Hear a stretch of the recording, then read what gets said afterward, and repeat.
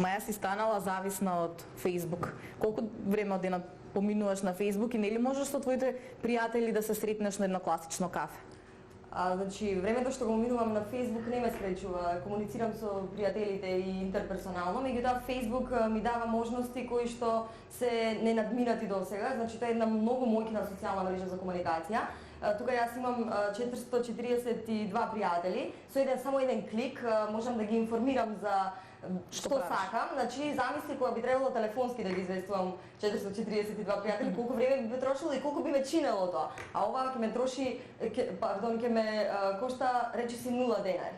Значи, мене ми е незамисливо да не постои денес Facebook и професионално многу ми користи во она што го работам, за комуникација со колегите, за комуникација со новинарите и мислам дека денес ако те нема на Facebook, ако немаш профил, како да те нема во реалноста. Тебе те има ли, Игор, на Facebook? Ме има и на Facebook, ама ме има и во реалноста. Значи, јас мислам до тој степен зависам за да станам оттуѓен како што многумина го прават, постојано да се кисне на интернет, на различните социјални алатки од типот на Facebook, од типот на Skype, MySpace и слично, а при тоа да се заборави блискиот контакт со соговорникот. Со оние луѓе, например, кои што сум имал прилика да седам, а често користат ваков тип на алатки, едноставно луѓе тие не знаат да се насмејат во живо ако го немаат смајлито со себе, или сите оние други. Статистиката покажува дека секој во просек 19 минути секој член на Facebook троши на Facebook, ги минува на пред компјутер. Меѓутоа, тоа е сепак индивидуално прашање. Дали вие ќе се оттуѓите од меѓучовечката комуникација е прашање кое зависи од тебе исклучиво, ако ти си склон кон тоа. Кај нас возрастните, но што се случува кога оние помладите луѓе, особено основците кои постојано се на интернет. Значи различен тип на игри кои се врзани со тероризам, со полиција, со насилство, да не збориме за овие социјални мрежи, кои што децата едноставно не знаат да играат жамли, не знаат да играат фудбал, не знаат да играат девојчината ластик. Зошто? Затоа што постојано се пред компјутерот и го користат овој тип на комуникација. Жално е ако не ги помина тие фази од детството, од Бога дадено, да можеби ќе звучам конзервативно. Колку и да звучи тоа носталгично и романтично твоето, сепак Facebook е логичен крик на 21 век и на времето во кое што живееме. Значи, тие деца наоѓаат начин како да играат на интернет. Значи, статистиката покажува, односно едно испитување покажува дека денес нет генерацијата која што ја нарекуваме е со 20 сати поминати на интернет супериорна во однос на нивните татковци за кои што иновација беше телевизијата. Да, но тие ќе станат самоработчини и ништо повеќе нема да биде од нив. Каде оној близок контакт, затоа што не целата работа нам ни се сведува на интернет. Ние треба да одиме и по состаноци, особено во нашата професија, така да се избрифираме со некој соговорник и во други професии. Како тие деца понатаму ќе се развиваат во одредена област, дали ќе станат новинари, дали ќе станат менаџери, ќе станат, не знам, маркетинг директори. Ама денес предизвикот е како да ги рационализираме трошоците и времето, а не... Добро. Очигледно дека современите интернет алатки за социјализација се нашата вечерашна тема. Се гледаме во студиото на Зебра со сите аргументи.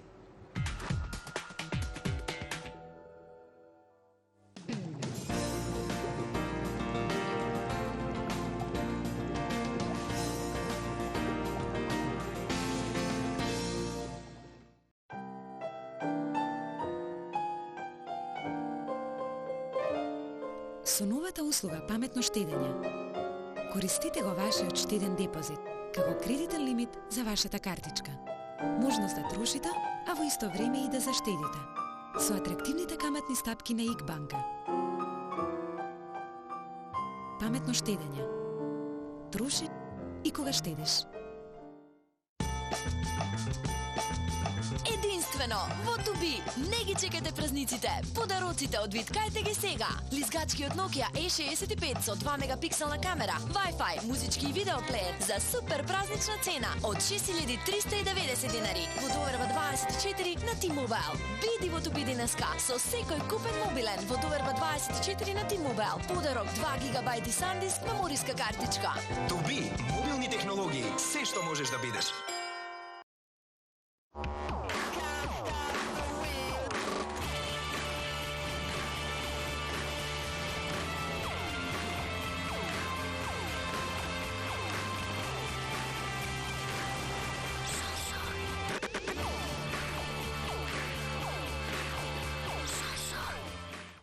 18 години во чекор со светските трендови кога е во прашање грижата за вашата убавина, задоволство и подкрепа на вашата самодоверба. Целуете, затоа што го заслужувате најдоброто.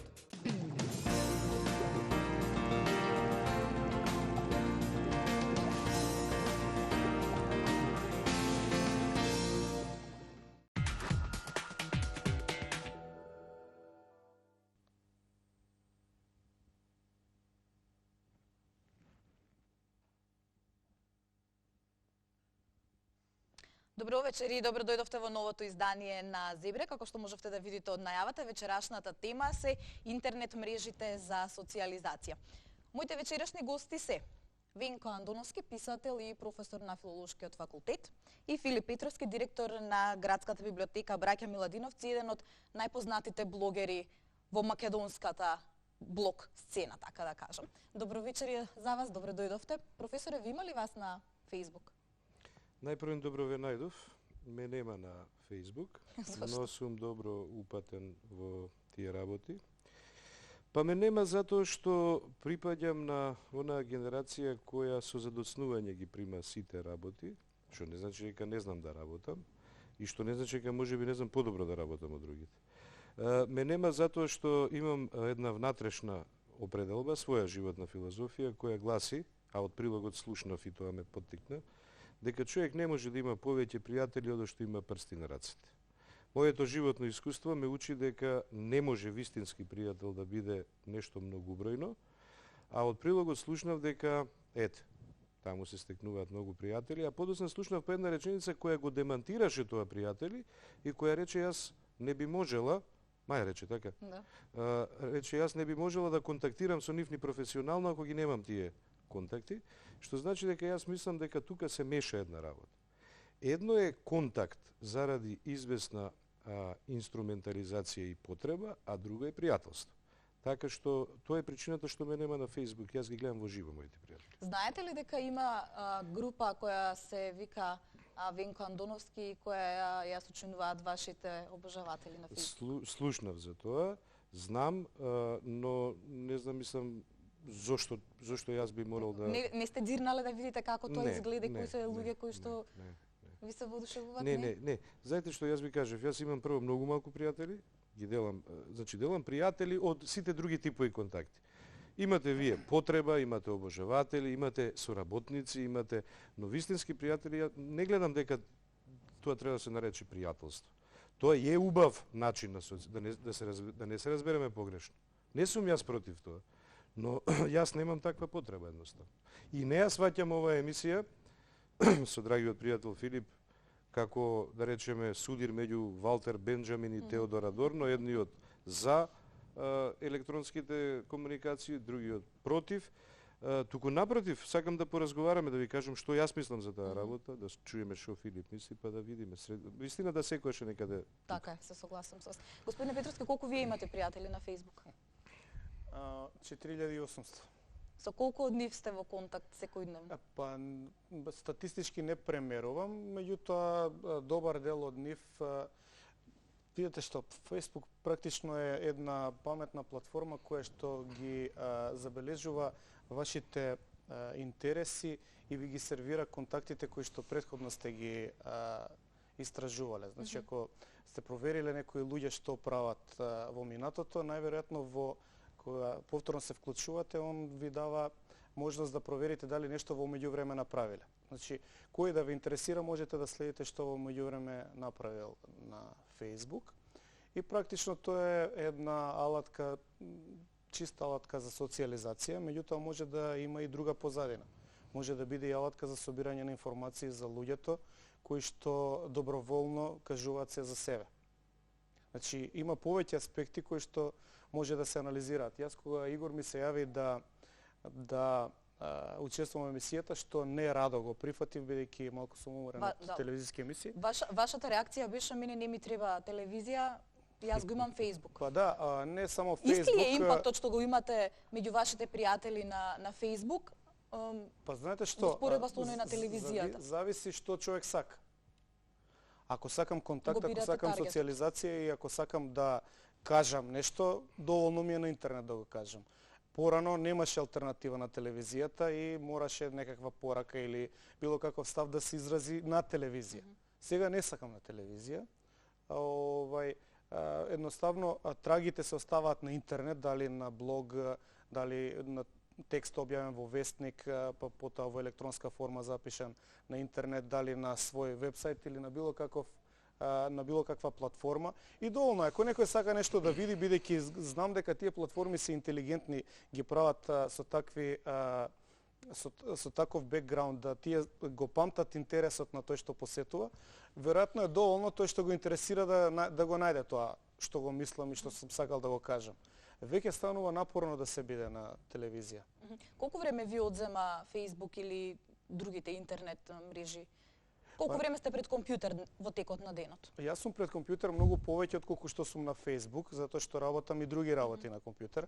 Тоа е компјутерот не го гледам како нешто што е технолошко достигнување на човештвото и надвор од нас. Компјутерот го создаде човекот, а не односно човекот го создаде компјутерот, а не компјутерот човекот. Значи практично се што гледаме околу нас, камерите, телевизијата, дури и Space Shuttle е создадено од човекот. Значи тој излегува од нас и може да биде само наша алатка за ние да се оствариме или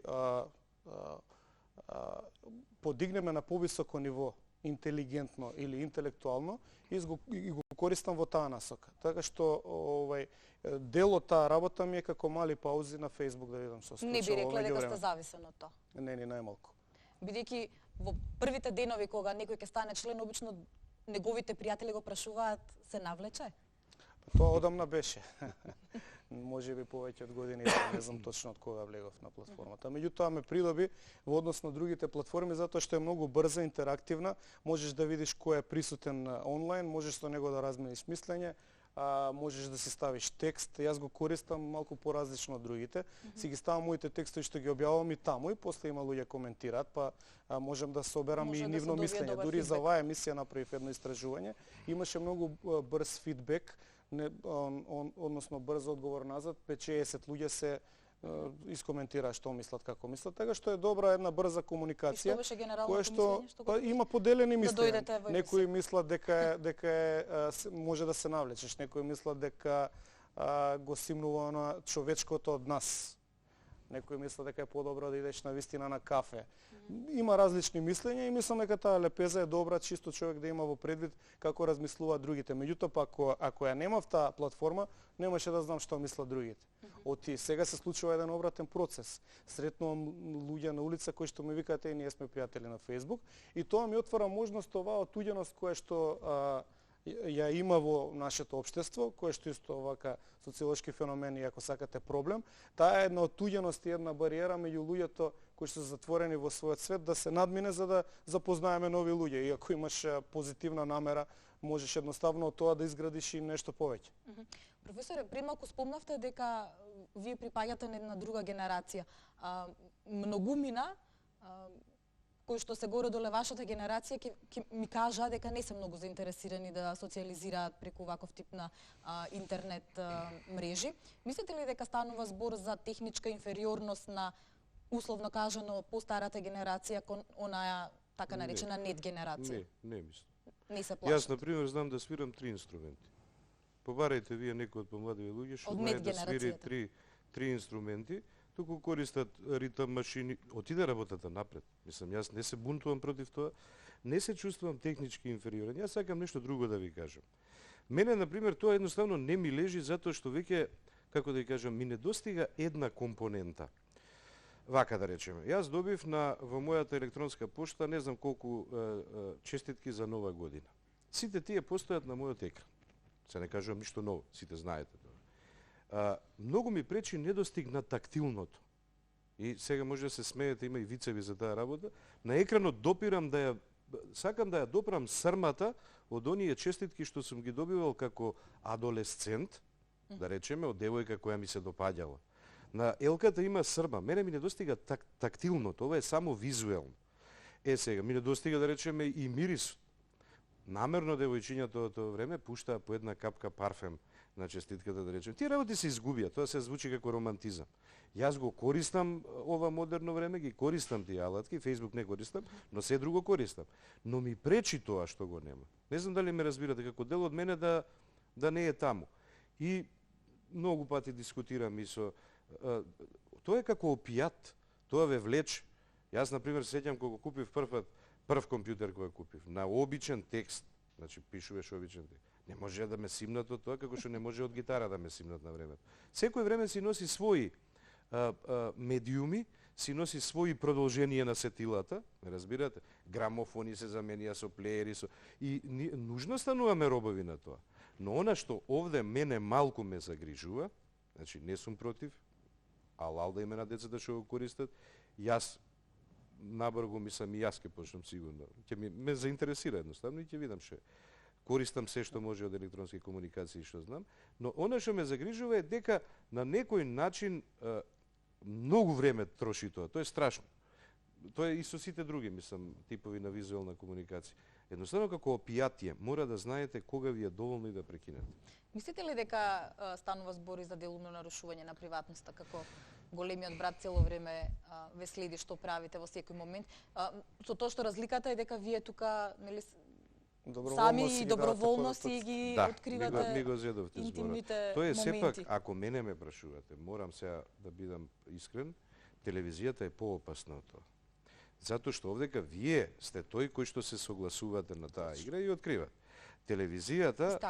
Да, јас...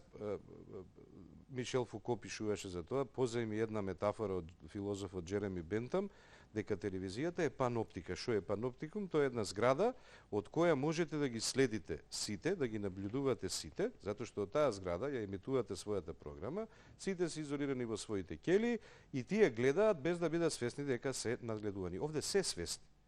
И мислам дека доброволно влегуваат во тоа и тоа е она што мене ме храбри. Мене ми е тоа симпатично. Тоа што ја не го правам, воопшто нека не ги вознемирува, посебно тие мои пријатели за кои сега ме заинтересиравте да видам како тоа изгледа. Мислите ли дека луѓето не се можеби доволно храбри во реалниот живот да го кажат тоа што го мислат, особено во времиња како сега им е полесно тоа да го напишат или да го изразат со знаци и символи? Настанува едно оддалечување од живиот контакт. Настанува една дереализација кај помладите генерации, тоа го забележувам и тоа не ми е јасно зошто се случува. Едноставно како да се плашат и од жив контакт и полесно им е да го направат тоа на тој начин. Па внимавајте, се изразуваат љубов, момче и девојче, ми раскажуваше еден пријател, преку Skype во први влез и во трети влез. Тоа очигледно покажува, воздушната линија е 5 метра. Пред втори влез. Да речем. Тоа очигледно покажува дека нешто не е како да кажем, дека има некоја кочница по однос на реалност. Не е тоа веројатно ги доведовме до степен да не знаат, им ја одзедовме храброст само до вербата, а овие опијати што јас ги викам електронски, доаѓаат како еден вид илјач. Сакале ние тоа да го признаеме или не? Добро, на оваа линија тука некаде е Игор Ивковиќ со неговиот прилог. Тој вели јавните дебати ги заменивме со знаци и символи и конечно избегавме од реалност. Еви ги аргументите на Игор и на неговите соговорници.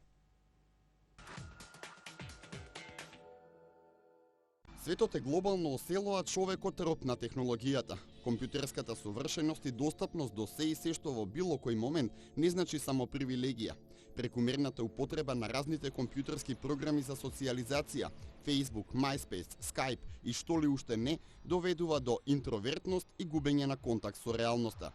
Контакт со таа нивна реалност ствара една имагинарна слика кон она што е светот на улица.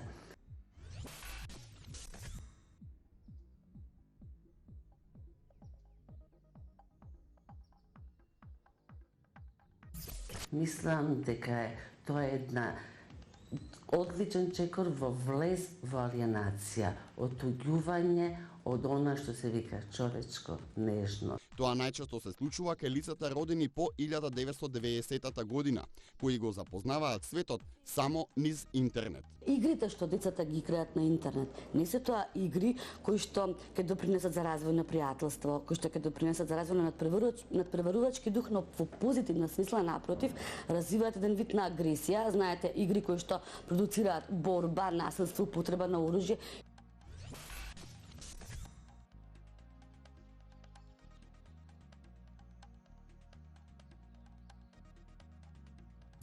Дефинитивно детето, гледајќи го тоа и играјќи го и понатаму во текот на својот живот, можеби ќе практицира таков тип на однесување. Многу млади луѓе своите емоции мислат дека ги споделуваат преку интернет. Со овие скајп приказни, тоа е некоја форма на воеризам и екзибиционизам, ама без човечки контакт. Тоа е за мене најпроблематичната ствар. Тоа е за мене неможност да има љубов која ќе ескалира во фантастична прича која се вика брак, а брак кој ќе биде фантастично семејство. Ти мислам дека таа комуникација напротив ги спојува се повеќе и повеќе, но јас мислам дека во еден сегмент се отуѓуваат.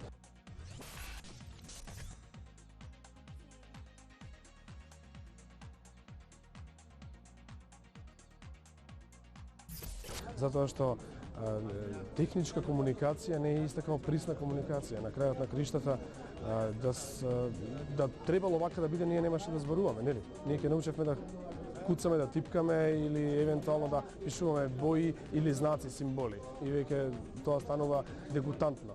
Но злоупотребата на позитивните страни од Фејсбукот не се одразуваат само врз менталното здравје на младите. Тинеџерите се повеќе стануваат активни, отворајќи лажни профили на познати личности или пак одамна починати звезди. Најчеста повреда, значи која што ние ја забележавме, е крадење на идентитет на интернет.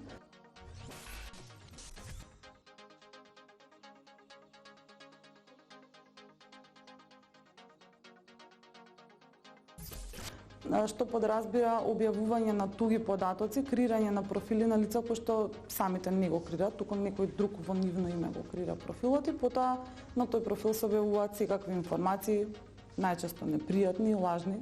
Јас се сретнувам со тоа дека на Facebook мене ми имаат отворено 3 портала, значи 3 Дејана Лилича има, некој ги отворил и може да стават разни фотографии и се и прашање кој ќе погоди дали е тој вистинскиот човек или вистинската личност. Сопстеникот на Facebook има склучено договор со компании кои може да се рекламираат на него преку корисничките профили на Facebook.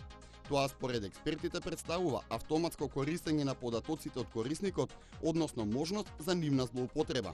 И што е најстрашно, корисничките податоци од Facebook во секое време се достапни и на ЦИА. Граѓаните треба да бидат свесни дека кога креираат своји портали на веб страни кои што се регистрирани во странство, треба особено да внимаваат и да ги читаат политиките на приватност и истите да ги искористат. Велат, Фејсбукот и блогерајството се местата каде слободно можеш да го искажеш ставот по одредено прашање. Истото може да се стори јавно, пред луѓе, а не пред мониторот. Или веќе заборавивме на јавните дискусии. Снимавме ли зборови од нашиот вокабулар? Ги заменивме ли истите со знаци и символи? Можеби, зашто фејсбукерите веќе не знаат да комуницираат во реалноста, која бара природност и искреност, наспроти лажноста и механиката.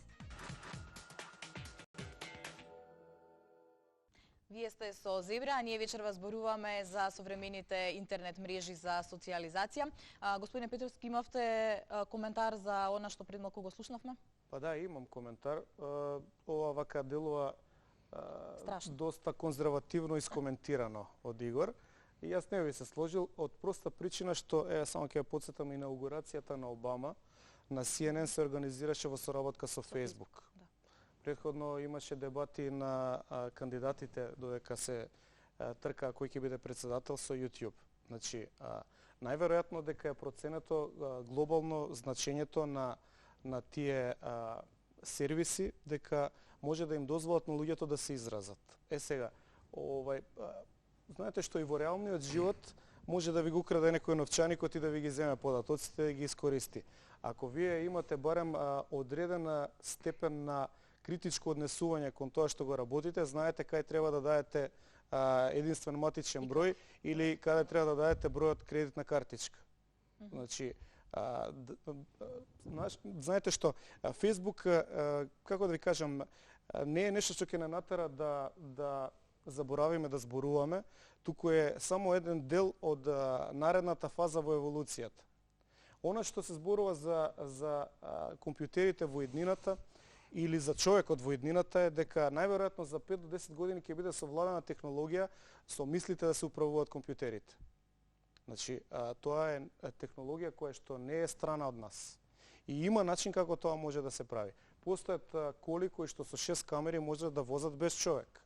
Сега прашање е дали ние сакаме да бидеме во средниот век, кога, што знам, книгите се пишувале рачно и да речеме биле достапни само на 1% луѓе кои што знаеле да читаат, или ќе одиме во наредната фаза на еволуцијата, која што очигледно по смислен план се води и човештвото се дига многу забрзано во последно време на капацитетите кои што човечкиот мозок навистина ги има. Значи, ќе се сложите, секој помалку упатен знае дека 10% од човечкиот мозок се користи. И голема енигма е што ќе биде ако се користи 12%. И дали ќе може со мисли да се поместуваат физички работите. Дел од таа еволуција, која што може би и некој за нас однапред ја смислил, да не подигне на повисоко ниво, не само технолошко, туку и веројатно на едно посупериорно битие, ако сакате поблиску до Господ, може би е токму ова. Така што овие дебати веројатно секогаш ќе имаат конзервативни напади, но од друга страна, да се вратам на тоа што професорот го спомна, телевизијата е таа што пере мозок. Знаете, не може сега да ни одговори никој од другата страна кога не гледа. Може да се нервира, може да не одобрува, меѓутоа тоа станува негова може да стане негова фрустрација. На Facebook може да каже што сака. Јас можам да ја ставам оваа емисија таму да дебатираме и практично тоа е она предноста на вебот 2.0, што веќе секој поединец може да каже што сака. И предноста на Facebook е што за прв пат во однос на претходните варијанти на да речеме кога беше со блоговите, кога беше еднострана комуникација, што веднаш можеш да вратиш одговор. А оставете ја вие Македонија или Скопје, ние сме една мала паланка. Замислете еден континент Европа, или замислете Русија со 12 часовни зони, или замислете некој што сака од Њујорк да комуницира со пријател во Алјаска. Како ќе комуницирам, како ќе се видам на кафе или на пијачка. А вака можам веднаш да контактирам со него, под услов да знам дека е навистина тој. А има начин да се утврди. Но факт е исто така дека многу од профилите па се и невистинити, така што она што многу често па го читаме дека некои што се представуваат како одредени со одредени иницијали се многу помали, например, па имаме деца кои што не се ни тинеџери, а се веќе вклучени на мрежите за возрастни и обратно многу возрастни кои што нели се тоа е проблемот кој што современото општество се труди да го реши и да го објасни. Оно што сакав да ве прашам е кога се пријавувате на Facebook, има еден дел кој што се вика Terms and Conditions, тоа што и господјата го спомна во прилогот, нели условите на приватност. Колку мислите дека луѓето ги читаат тие услови, бидејќи таму може да се сретнат оној тип, така да кажам, на цаки во кој што основачот вели дека тој не може да гарантира кој кога и како ќе го гледа вашиот профил и вашите податоци, дека не може да ги спречи огласувачите да ви праќаат не знам маркетинг пораки, дека ред други работи. Ги читаат ли луѓето тие, например, дека вашите податоци кога ќе ги апдейтирате, она што претходно сте го избришале останува во датотеката? Знаат ли луѓето навистина што се случува со нивните податоци, со она што ја сочинува една индивидуа, или едноставно тоа е толку да кажам, забавно и безопасно, што луѓето можеби не ги даваат вистинските информации. Ја мислам дека над 90% од луѓето не ги читаат. Ниту јас ги читам. Од име, јас не кријам ништо. Знам тоа што сум го ставил таму, дека јас сакам да го ставам, не го става друг место мене. Ако сум објавил некој текст во вестник и тука сум го пренел само за да го расширам кругот на луѓе кои што можеби биле заинтересирани. Инаку да речеме, има луѓе кои што многу малку и по-безопасно се занимаваат со овие платформи. Си слушаат музика, си зборуваат со другарчиња од школо, си чатат, односно си прават муабет. поради разни причини не може да се видат во моментов. Секако дека све е забележано и во тој документарецот што го спомнуваме е наведено дека некои индикации покажуваат дека дури до ЦИА може да се дојде, дека таа ги има сите податоци. Тоа е развиена една интелигентна форма да соберат податоци. Меѓутоа, што сме па ние важни за некој, не знам каде? Тоа е мислењето што го кажа многумина. Што ако дознаат дека во Куманово средна школа сум завршил? Што има тоа значење за ЦИА? Меѓутоа, ако сум некој меѓународен терорист, сигурно дека нема да го дадам мојот идентитет на Фейсбук. Така што тие дебати се вака доста интересни, луѓето имаат различни мислења, меѓутоа може да се најде, ако се има на, ајде и по Аристотел, златна средина, ако не се навлечете 24 часа да сте таму, можете да дојдете до нешто што ви интересира. Мене, например, на телевизија сакам да слушам одредена песна од Bon Jovi или AC/DC. Не можам да ја најдам. Или може би треба месец дена на некој музички канал да ја чекам. А на интернет можам да ја најдам истата секунда. Значи си го прилагодувам за мене. Што ми се слуша, што ми се свиѓа, што сакам да прочитам, јас ќе најдам. И тоа нели е предност да дојдете брзо до податоци, да можете многу побрзо да истражите, да можете многу побрзо да ги вклопите своите идеи во одредена конструкција. Да, повелете, професор. Да. Слушав многу внимателно Филип, вака сега. Тој употреби еден збор конзервативно гледиште. Конзервативно не значи и лошо. Конзервативно е само нешто што се штити од нови влијани. Значи, јас споделувам дел од аргументите што ги даде Ивковиќ, но споделувам и дел од аргументите од Филип. Не ми е лесно да ја одржам рамнотежата, навистина не ми е лесно, но морам затоа што, пак ќе кажам, тоа е како опијат. Тоа е за луѓе кои знаат зошто им треба тоа. Тоа е за умни луѓе. Филип рече, јас давам тоа што сметам дека треба да давам како информација. И употреби уште една реченица, рече, како ќе истражувате и како ќе најдете податоци, ако го немате, да речеме, интернет. И тоа е апсолутно точно. Но, мора да правиме разлика меѓу знаење и информација. Информацијата не е знаење. Мене ми се случува некои од моите студенти да користат интернет на тој начин што влечат информација и сметаат дека со тоа стекнале знаење. Информацијата не е знаење додека не се вклопи во некој контекст. Например, вади дефиниција за метафора од Умберто Еко, а не знае дека ја наоѓа извадена, значи точно што е метафора. Не знае дека за да се дојде до таа дефиниција на Умберто Еко му треба 120 страници текст во кој што врши детална експертиза. И сега очекувано би било откако ќе најде таа информација да го побара комплетниот Умберто Еко и да го прочита. Но за жал, сега јас тука нека бидам сватен и конзервативен, но за жал ние сме жртви на тоа дека овие технички можности нам ни го скратуваат процесот на образование. Не ни го скратуваат. Тие само побрзо треба да не водат низ процесот на образование. Со притискање на копчето Enter, ти ниту го добиваш знаењето за метафората, која ќе најдеш метафората во тој попис таму, ниту пак ако гледаш порнофилм, учествуваш на вистина во тој однос. Enter не е влез, не е пенетрација. Значи, јас тука се плашам, посебно кај помладиве деца. Да. Како да не го чувствуваат екранот меѓу нив и тоа. Како да се внатре, тоа е тоа виртуална, нели, моќна реалност. Но очигледно, кога слушам Филип, тој знае што прави со тоа, знае зашто му треба, знае како да го користи. Тоа е многу опасно. Тоа е како возило, внимавајте, треба да знаете да го управувате. И јас сум за тоа да што побрзо се почне со широка едукација кај млади. А не да разговараме, синко, тоа е опасно, немој да висиш таму или ќерко. Напротив, покажи на детето што може од тоа да направи.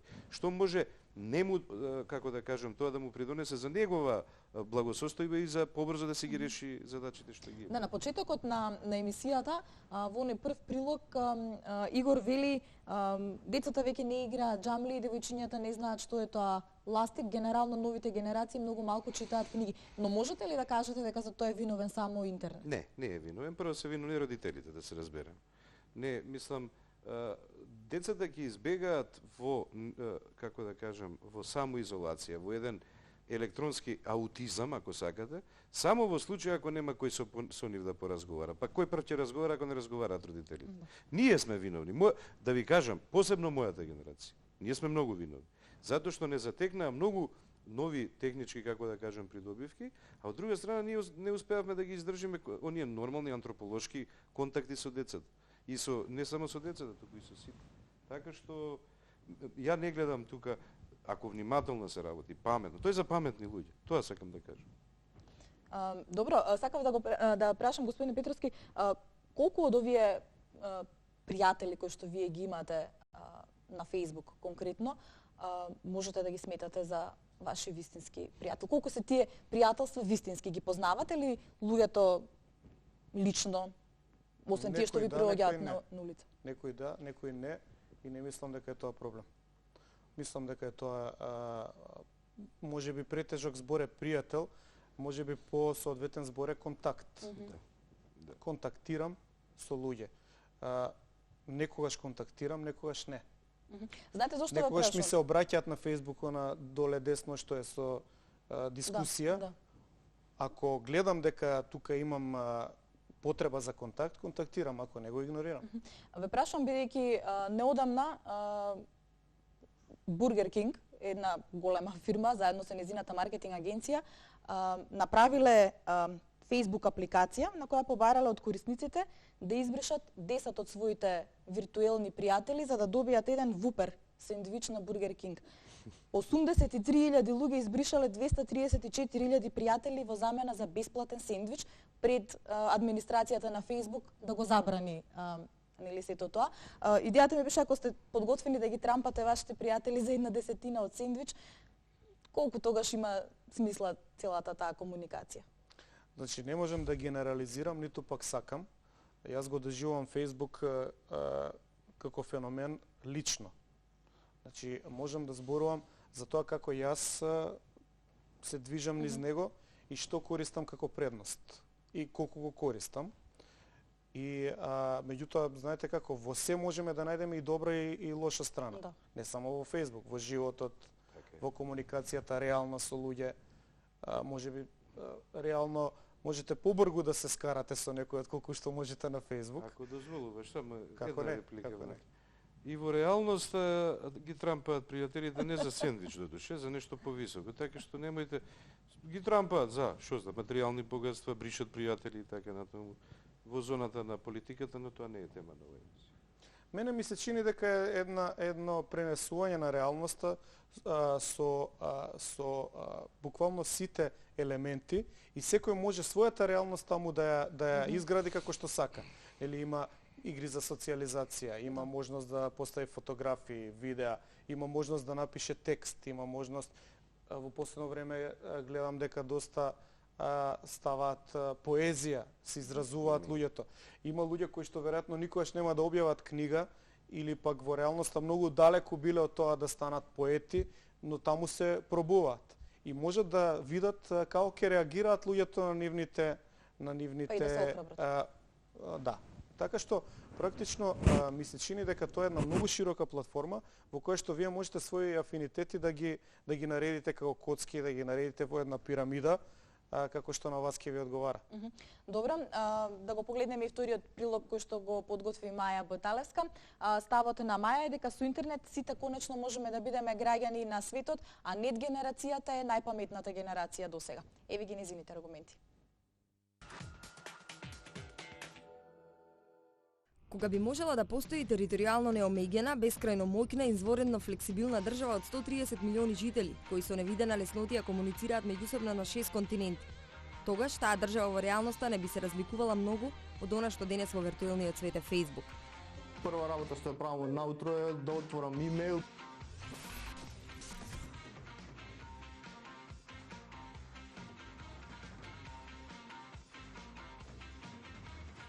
Да отворам Facebook. Да, мој профилот на Facebook и меѓу другото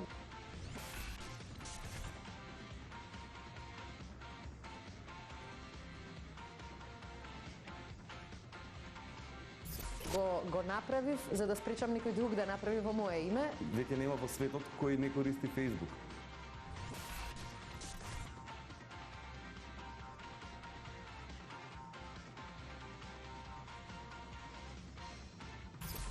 Прво нешто што прашуваш е не иде веќе дај ми го твојот телефон, него викаш дај ми го твојот Facebook ID. Технолошките татковци на денешнината ни дадоа изворедно моќна алатка, со која ги надоместуваме просторните и временски ограничувања наметнати од ултрабрзото секојдневие, со што многукратно ни го зголемија аголот на гледање. Јас сум, например, благодарен што постојат тие комуникацијски алатки, затоа што мене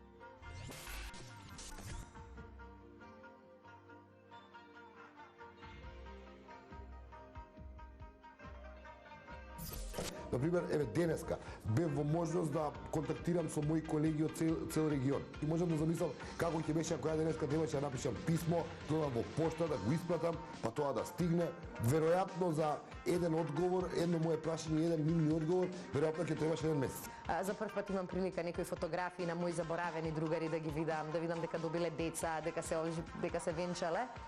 И тука има некои предности. Со нив можеби би го изгубила контактот, да не ми е оваа нова форма на комуникација. Бројките од 4,1 милиарда аплодирани фотографии на Facebook или 30 милиони луѓе од 150 индустрии колку што професионално поврзува LinkedIn, демонстрираат растечка моќ која веќе не може да се игнорира.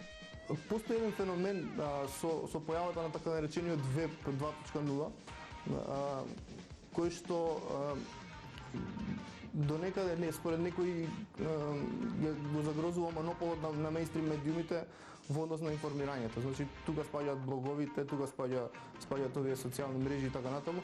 Бевме конкретни сведоци, не знам, во некој случај кога имавме, не знам, например, она фамозно организирање на емисија во МТВ која требаше да гостува премиерот и така натаму, мислам, се отворија некои приказни токму во овие алтернативни медиуми. Освен нова медиумска демократија, овие мрежи донесоа и неограничени бизнис можности за компаниите и адвертајзерите.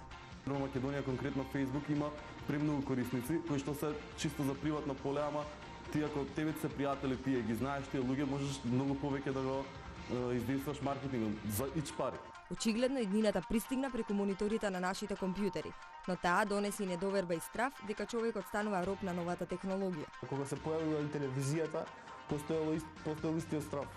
Од тоа дали големиот брат не наблюдува, дали тоа сатанска алатка која што не заробува нас и која што ни го заробува умот. Дилемата околу Фејсбукот или било што друго од тој тип на современи комуникацијски алатки е исто како, например, со атомската енергија, дали треба да ја има или не. Се разбира дека атомската енергија треба да постои и се разбира дека не треба да се користи за атомска бомба со која се уништува човештвото. Напротив, да се стави во функција на негов развој. Сепак, скептиците на новите технологии му припишуваат уште еден греб – асоциализација и оддалечување на човекот од реалните контакти со другите луѓе. Тој тип на отуѓување ми се случува. Само причината не е Facebook. Мислам дека сигналот за тоа отуѓување, резултат на тоа отуѓување, меѓу другото е и Facebook. Ако може да му се верува на Дон Тапскот, човекот што во 1997 го измисли терминот нет генерација, интерактивната комуникација преку интернет го стимулира и развива мозокот. Тоа ја прави нет генерацијата најпаметна досега. Најсилните изненадувачки пораки за поддршка сум ги добила од многу албанки и албанци.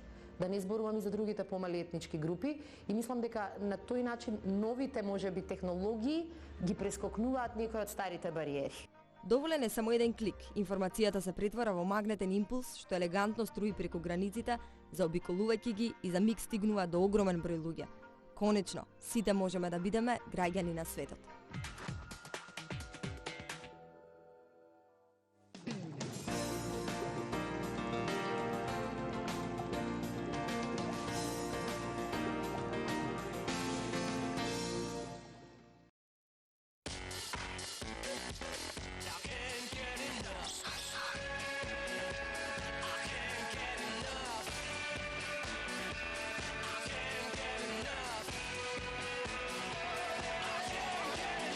Нова Mazda 2 во топ форма сериски.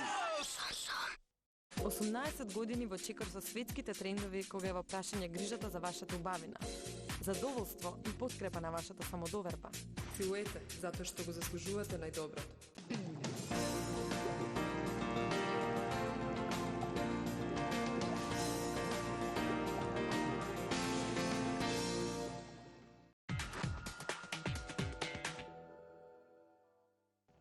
Се враќаме во студиото, можевте да забележите, разговараме за современите интернет мрежи за социализација. Овој пат, професоре, вие имате реплика, на тоа што го слушате. Како што Филип имаше пред малку. Нет генерацијата е најпаметна генерација. Тоа не е точно.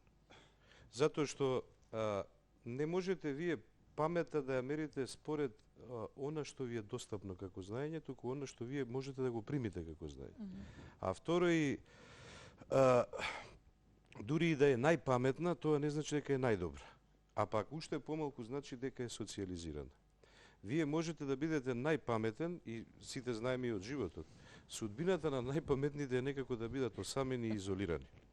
Или апропо ова што сега го дискутираме, вие можете да имате 4000 пријатели и еве преку Facebook, но можете да се наоѓате и меѓу 4000 луѓе на една, да речеме, трибина на градски стадион, а пак да бидете најосамениот човек на светот.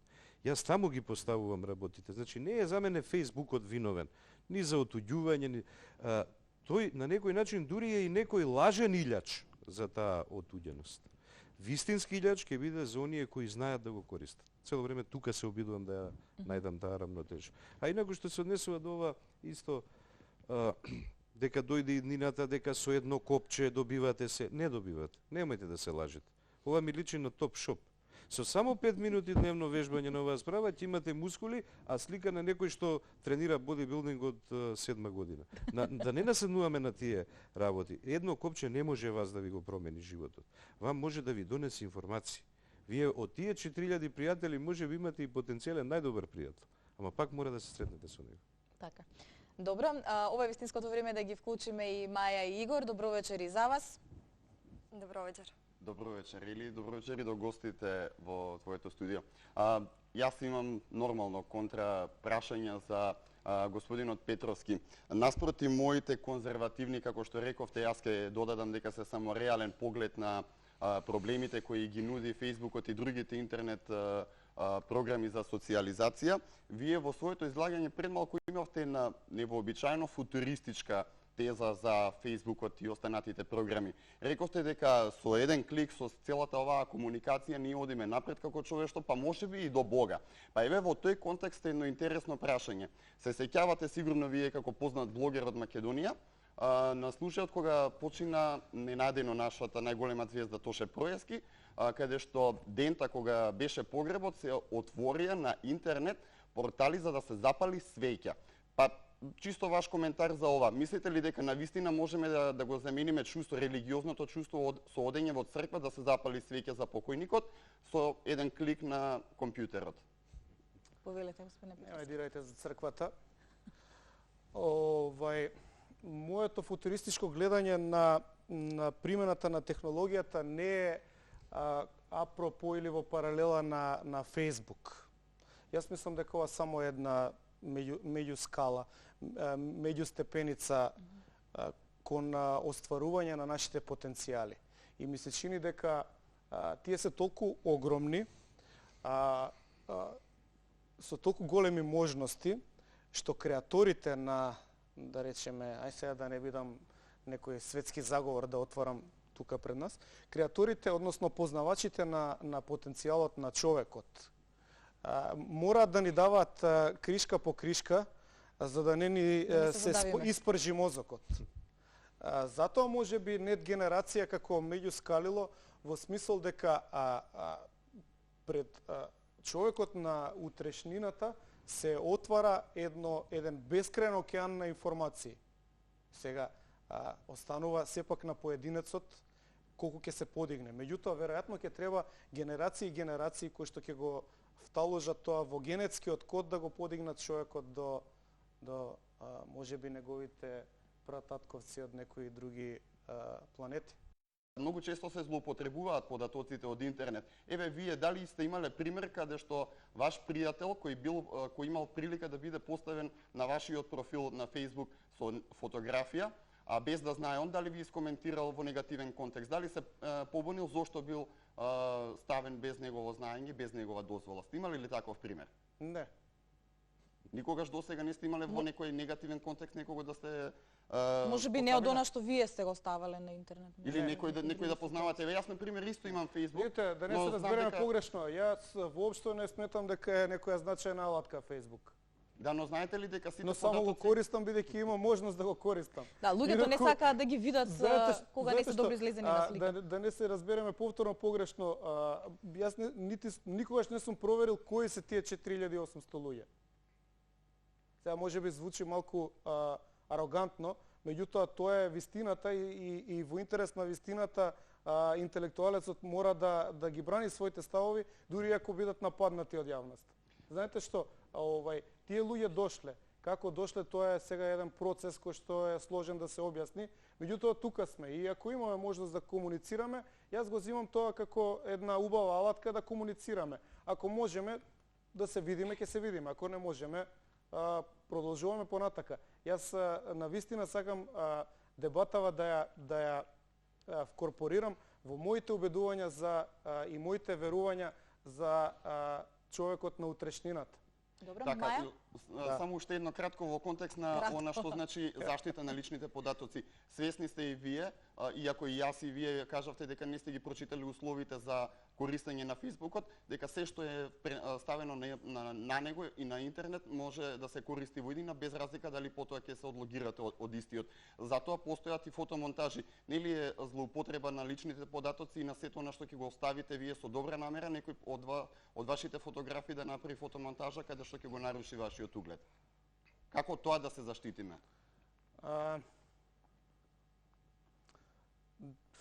Како да ви кажам, не ме интересира. Кој што сака може да прави. Мислам дека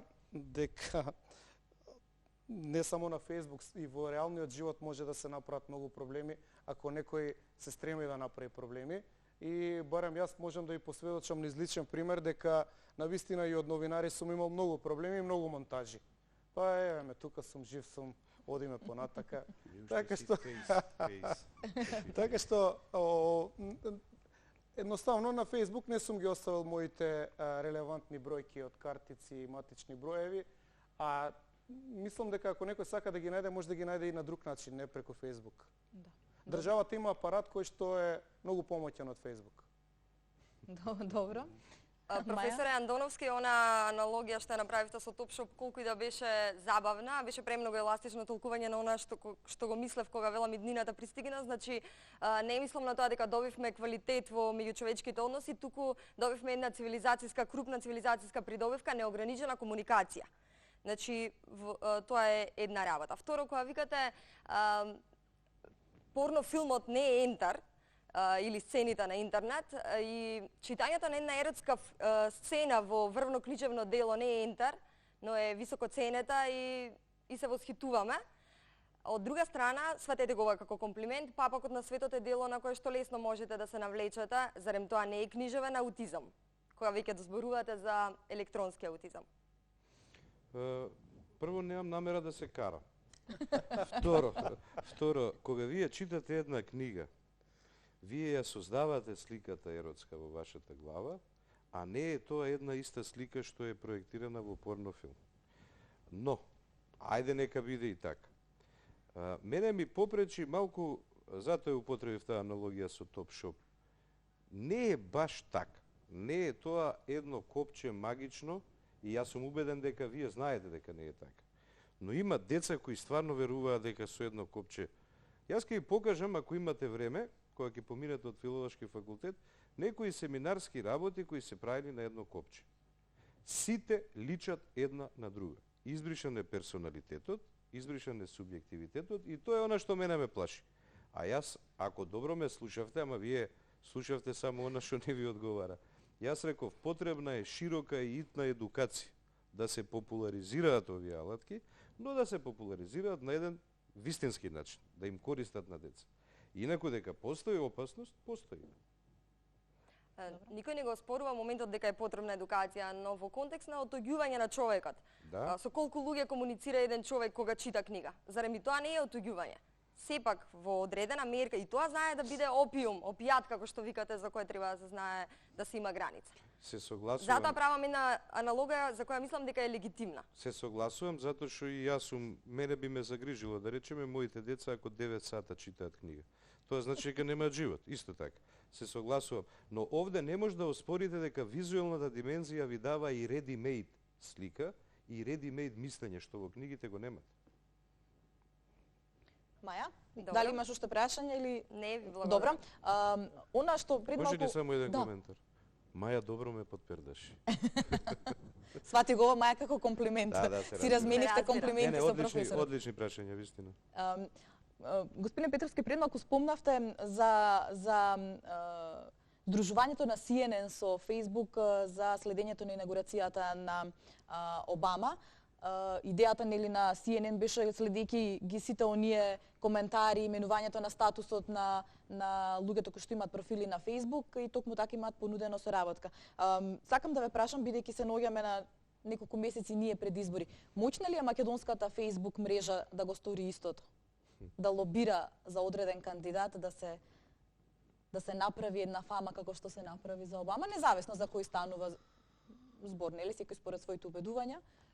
Фејсбук е нападнат во последно време политички, тоа го забележувам од сите страни.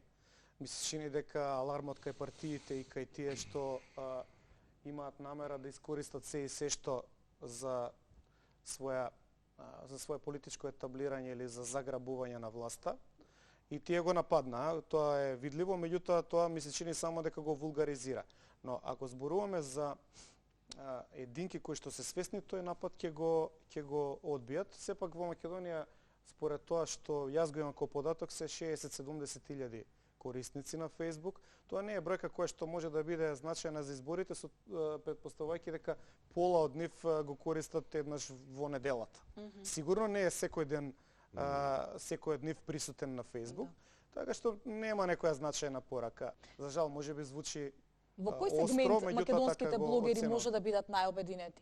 За националните прашања? Бидејќи знам дека се многу активни кога станува збор за не знам, коментари на грчки сајтови, на грчки блогови, одбрана на националното. И вие пред малку спомнавте дека дури бевте и еднаш кога сте биле исклучени од Да, го има тоа, меѓутоа сепак не тука ли сме најобединети како македонска не можам да најдам најмал заеднички содржател, веројатно дека патриотизмот е една вака добра обединителна сила. Меѓутоа мислам дека за разлика од она што го читам како пример во другите општества, кај нас се уште во зарадиш. Знаете, поради отворање на група на Facebook во Хрватска беше уапсен младинец на опозициона партија, затоа што зборувал се и се што против Санадер. Да речеме, во Македонија има групи и против Груевски, и против Бранко Црвенковски, и против Љубе, и против се има. Меѓутоа немаат општествено валидизирање, значење, не ја поместуваат сцената. А во Хрватска се случи такво нешто. Да. Добро, професоре, дали малку ве заинтересиравме Ме за утре да си отворите профил на Facebook? А Facebook? посебно ова сега што Филип го кажуваше, дури малку и ме загрижи. Фактички излегува дека ние живееме во најмалку 3 степени на простор некој јавен кој што служи како кафилерија кај што можеш да си лаеш колку сакаш и да не му пречиш никому. Првиот таков простор е собраниската говорница. Зборувај ти што сакаш, она што е решено тоа ќе се случи во владата. Вториот простор се колумните, кај што и јас припаѓам. Можеш да си лаеш колку сакаш, не влијаеш ни на собрание, ни на влада. И третиот простор, што ова најмногу сега ме загрижува, а верував дека имаат влијание тие млади. Тоа се главно млади луѓе што се занимаваат со. Освен на примерот на Слободан Томиќ, во последно време не сум слушнал некакво влијание. И ме загрижува, фактички излегува дека сето тоа е смислено на некој начин да може секој да си се изрази, да се испразни, а фактички да нема реални ефекти врз стварност. Ако е така, тогаш уште повеќе ја зацврстува мојата теза за аутизам. Тоа е опасна работа за општеството. Не велам јас, не мислам, сега веќе се оддалечивме од Facebook. Но што ако е општеството ама е многу опасно. Во аут. Тогаш сме аутистичко општество ние. Фактички и останува само тројца-четворица кои имаат реална моќ дека тие го водат општеството. Така што тука да го засилиме Facebook. Добро, ви благодарам што бевте гости во вечерашната Зибра. Ви благодарам и вам, почитувани гледачи, што минавте уште едно саботно попладне заедно со нас. Ви препорачувам да уживате во дружењето, но бидете внимателни и за тоа кои се вашите пријатели. Пријатно.